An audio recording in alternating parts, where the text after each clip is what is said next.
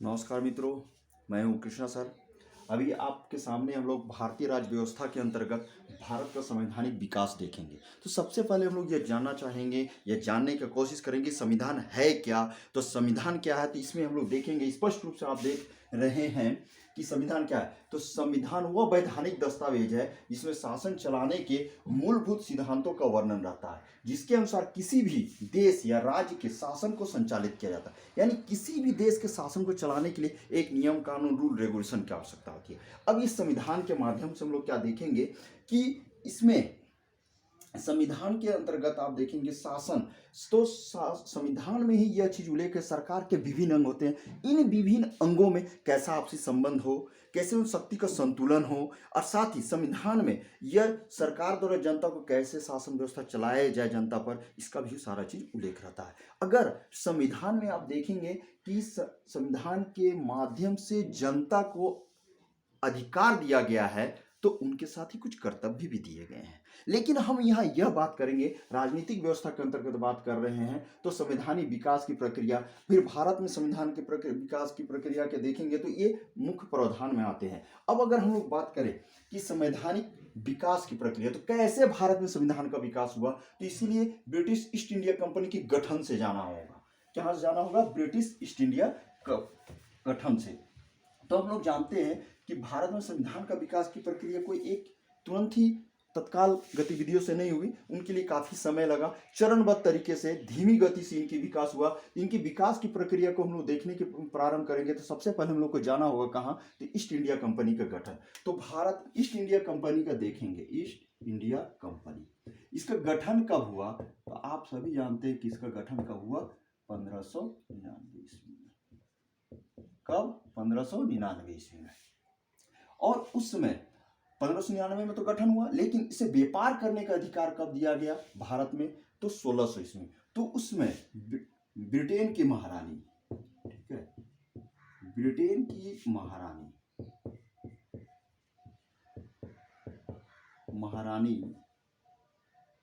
Elizabeth प्रथम, अब Britain की महारानी एलिजाबेथ ने 1600 ईस्वी में भारत से व्यापार करने का अधिकार पत्र दिया। व्यापार करने का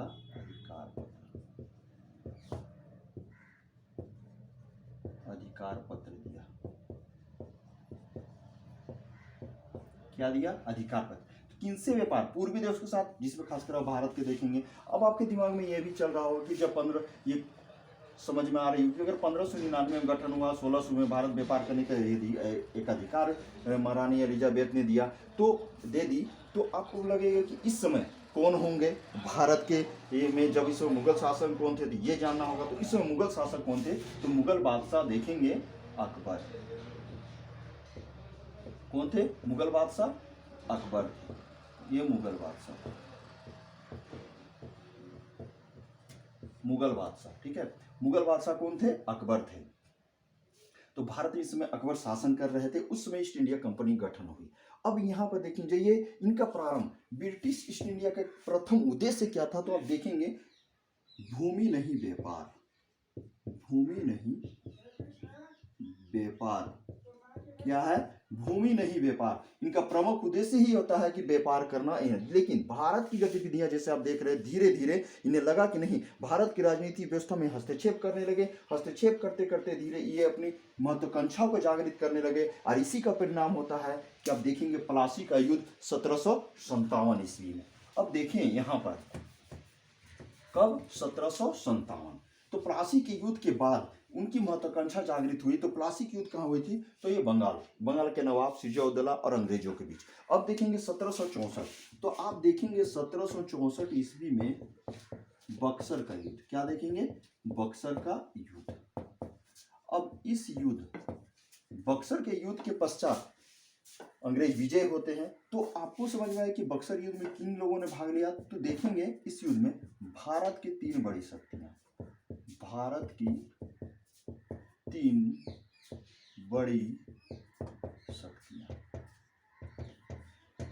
कौन शामिल हुए? भारत की तीन बड़ी शक्तियां। एक तरफ भारत की 3 बड़ी शक्तियां थी, दूसरी तरफ ब्रिटिश ईस्ट इंडिया कंपनी थी। तो कौन थे पहले देखेंगे, बंगाल के नवाब,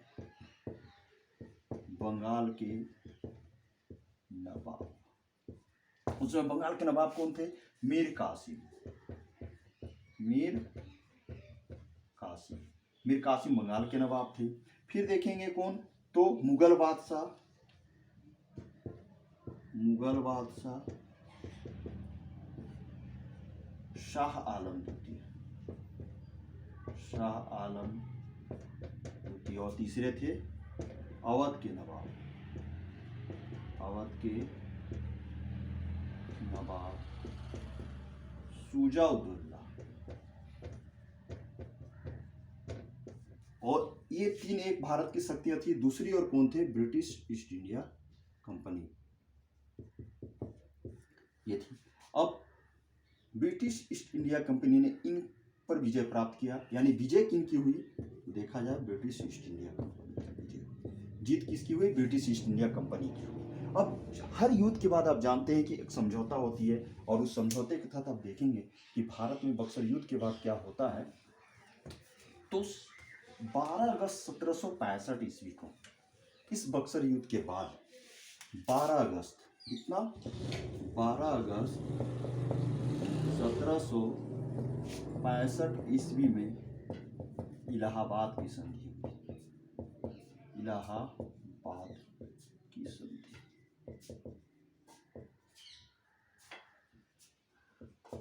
इलाहाबाद की संधि, तो इलाहाबाद की संधि किससे हुई, अंग्रेजों और मुगल बादशाह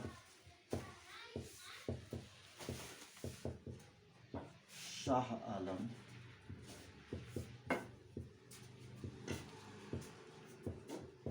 द्वितीय के बीच। संधि किसके बीच हुई, अंग्रेजों और मुगल बादशाह शाह आलम द्वितीय के बीच। संधि के फलस्वरूप शाह आलम द्वितीय ने अंग्रेजों को क्या किया, बंगाल, बिहार और उड़ीसा की दीवानी सौंप दी।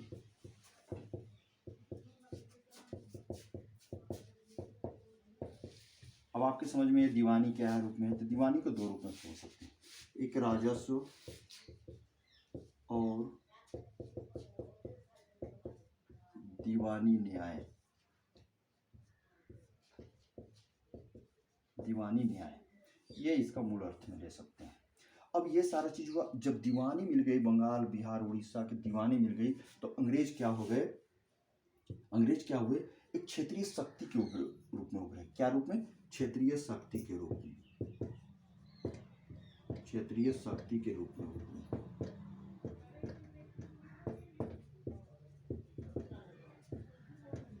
कौन उभरे, तो अंग्रेज।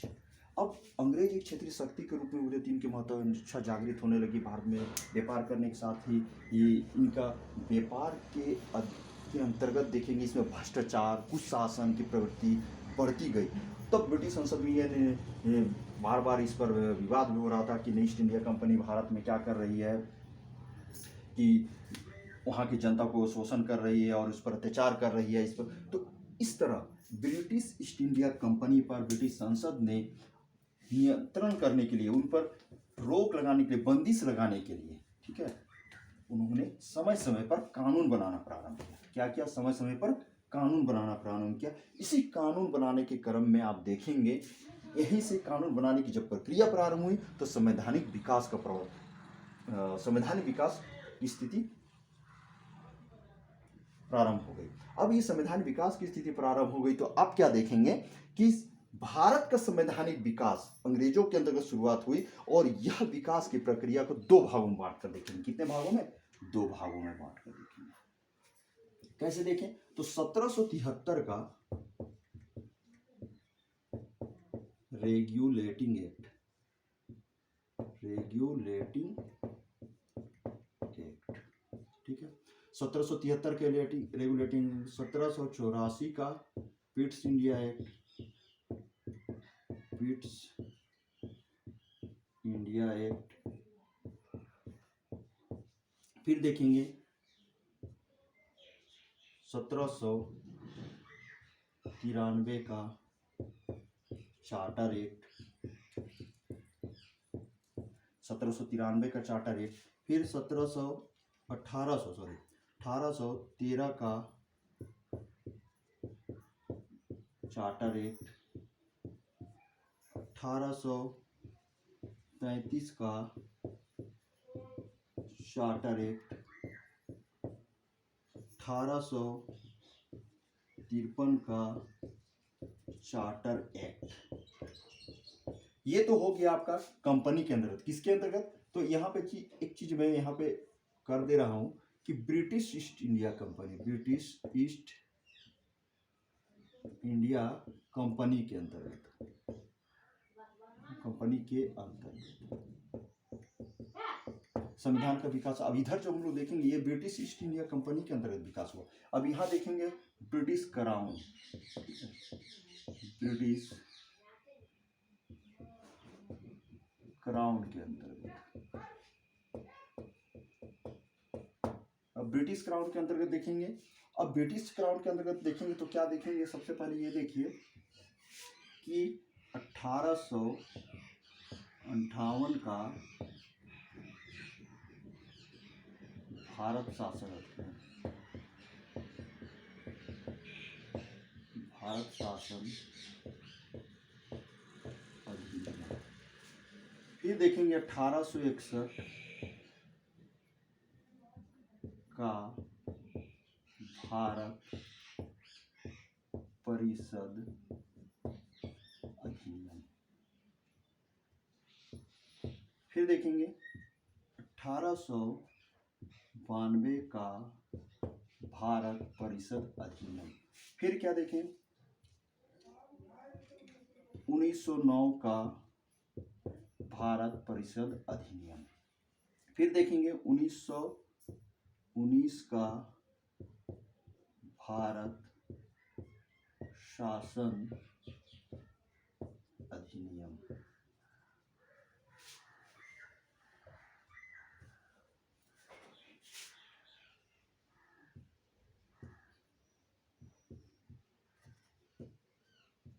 भारत शासन अधिनियम। फिर देखेंगे 1935 का भारत शासन अधिनियम। फिर देखेंगे 1947 का भारत शासन अधिनियम। तो ये जो शासन व्यवस्था देख रही है ब्रिटिश क्राउन, वहाँ के राजा रानी महारानी जो थी उनके अंतर्गत शासन के अंदर देखेंगे, और ये ब्रिटिश ईस्ट इंडिया कंपनी के अंतर्गत। इस तरह भारत का संवैधानिक विकास का एक रूपरेखा रहा। और इसके अंतर्गत सबसे पहले हम लोग जो बात करेंगे 1773 का रेगुलेटिंग एक्ट। तो मित्रों अगले क्लास में मैं 1773 का रेगुलेटिंग एक्ट एक ऐसे आधार पर मैं आपको बताऊंगा जो आप देखेंगे एकदम सहज ढंग से, सहज उपाय से आपके माइंड में ये बैठ जाएगा। तब तक के लिए जय हिंद।